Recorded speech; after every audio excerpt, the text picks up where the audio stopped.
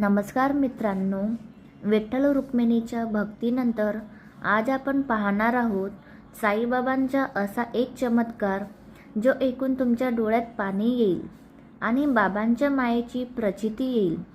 ही गोष्ट आहे शिर्डीतील द्वारकामाईची। नेहमीप्रमाणे साईबाबा धुनीसमोर म्हणजेच अग्नीसमोर बसले होते। भक्त आजूबाजूला बसून बाबांच्या दर्शनाचा आनंद घेत होते। अचानक काहीही कारण नसताना बाबांनी आपला हात धगधगत्या धुनीमध्ये घातला। आगीच्या ज्वाळा बाबांच्या हाताला स्पर्श करत होत्या, पण बाबांनी हात मागे घेतला नाही।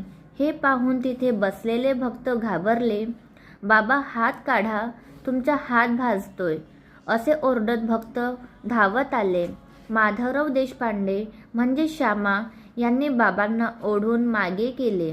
बाबांचा हात कोपऱ्यापर्यंत भाजला गेला होता। जेव्हा भक्तांनी विचारले, बाबा तुम्ही हे काय केले, तेव्हा बाबा अतिशय शांतपणे म्हणाले, अरे श्यामा, लांब कुठेतरी एका लोहाराच्या पत्नीचे बाळ आगीच्या भट्टीत पडणार होते। त्या माऊलीचे लक्ष नव्हते, पण मी कसे दुर्लक्ष करणार। मी त्या मुलाला आगीतून ओढून बाहेर काढले। माझा हात भाजला तर चालेल, पण त्या निरागस बाळाचे प्राण वाचले, यातच मला आनंद आहे। मित्रांनो, ही कथा आपल्याला शिकवते की आपला देव आपल्यासाठी कितीही संकटे सोसायला तयार असतो। भक्ताची हाक ऐकताच साई माऊली धावून येते।